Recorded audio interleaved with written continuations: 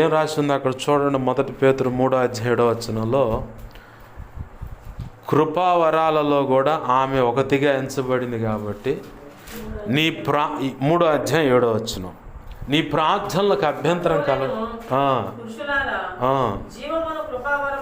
దేవునికి మహిమ కలుగునగా. చాలమ్మా. దేంట్లో అంట? జీవమను కృపావరములో పాలి భాగస్తురాలని ఎరిగి నీ ప్రార్థనలకు అభ్యంతరం కలగకుండా జ్ఞానముతో మరి ఎక్కువ బలహీన ఘట్టమని ఎరిగి.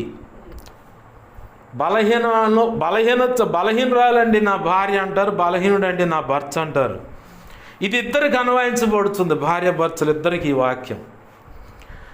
మరి ఎక్కువ బలహీన ఘట్టమని ఎరిగి భార్యతో భర్త ఎక్కువగా జ్ఞానము కలిగి కాపురం చేయాల. ఏమాత్రం విభేదాలు ఉన్నాయా, జీవమను కృపావారం కాడ బ్రేక్ అవుతావు. అలాగే నీ ప్రార్థనకు కూడా దేవుడు సమాధానం ఇవ్వడు. అందుకే సొంత శరీరాన్ని ప్రేమించినట్టు ఆమెను ప్రేమించమండు. చాలా జాగ్రత్తగా ఉండాలి భార్యాభర్తల అనుబంధ దాంపత్య జీవితంలో. చాలా జాగ్రత్త. అందుట్లో సేవ చేసేవాళ్ళు అంటే ఇక అసలు ఎంతంటే కొలబద్ద పెట్టుకొని స్కేల్ని తెలుగులో కొలబద్ద అంటారు. ఆ కొలబద్ద పెట్టుకొని అట్ట గీటుకేస్తాం. కరెక్ట్గా అంతే ఉండాలి. ఏమాత్రం అన్బ్యాలెన్స్ అవుతుంటే ఎవరో ఒకరు రాజీ పడి బ్యాలెన్స్ చేసుకోవాల్సిందే. బ్యాలెన్స్ చేసుకోకపోతే మాత్రం నిన్ను బట్టి సంఘము మొదటిగా డిస్టర్బ్ అయిపోద్ది.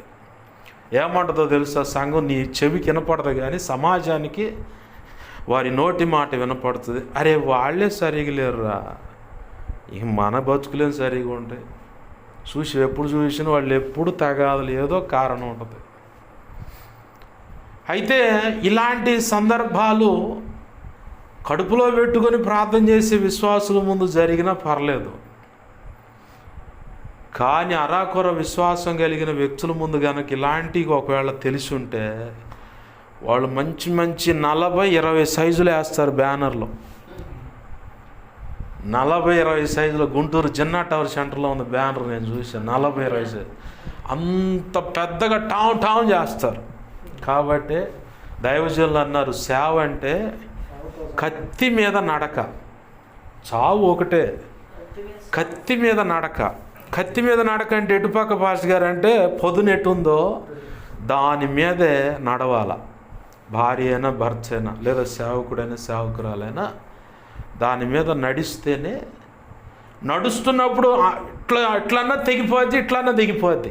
అంత పర్ఫెక్ట్గా జాగ్రత్తగా ఉండాలి. సేవకుడి జీవితమైనా సేవకురాల జీవితమైనా వీళ్ళు దాంపత్య జీవితం మొట్టమొదటిగా ఫస్ట్ ఆఫ్ ఆల్ సమాజానికి కనపడేది వారి దాంపత్య జీవితం. నెక్స్ట్ కనపడేది సేవా జీవితం. మనం ఇక్కడే దేవుడు మనతో ఎన్నోసార్లు చెప్తూ ఉంటాడు, అయ్యా నీ భార్యతో ఇలా ఉండు, అమ్మ నీ భర్తతో ఇలా ఉండు, నీ భర్తని నువ్వు ప్రేమించాలి, లోబడాలి. ఒకళ్ళు అంటారు, ఏందండి వాడికి లోబడేది? వాడి ఎవరు నీకు తెలియదు, వాడెంత దుర్మార్గుడో తెలుసా? నేను చూసిన దాంపత్య జీవితాల్లో కొంతమంది చెప్పిన మాటలు ఇవి. అంటే నేను అక్కడక్కడ కౌన్సిలింగ్కి వెళ్తూ ఉంటాను. వెళ్ళినప్పుడు వాళ్ళ నోటి మాటలు చూడాలా. దుమ్ముకు దాన్ని మెలకుండా సైలెంట్గా దేవా యేసయ్యా స్తోత్రం స్తోత్రం స్తోత్రం. ఏం చెప్పుకుంటానన్నా, ఏం చెబుతుంది అట్ట చెప్పుకున్నా. బాగా మనం గమనించాలి. ఒక భర్తగా భార్య నిన్ను ఓర్చుకున్నంతసేపే నువ్వు బజార్లో మొగుడివి కూడా. బజార్లో మొగుడివి కూడా. భార్య కనుక విసుగు చెంది నీ గురించి చెప్పడం మొదలుపెట్టిందంటే ఇక నువ్వు వాళ్ళు అనకూడదులే కానీ ఇంకా ఒక నపుంసకుడివి. బైబిల్లో ఉన్న మాటే మాట్లాడుతున్నా. భార్య సిగ్గు విడిచి నీ రహస్య జీవితాన్ని బయటపెట్టిందంటే ఇంకేమీ లేదు, నువ్వు ఒక నపుంసకుడు అయినట్టేగా.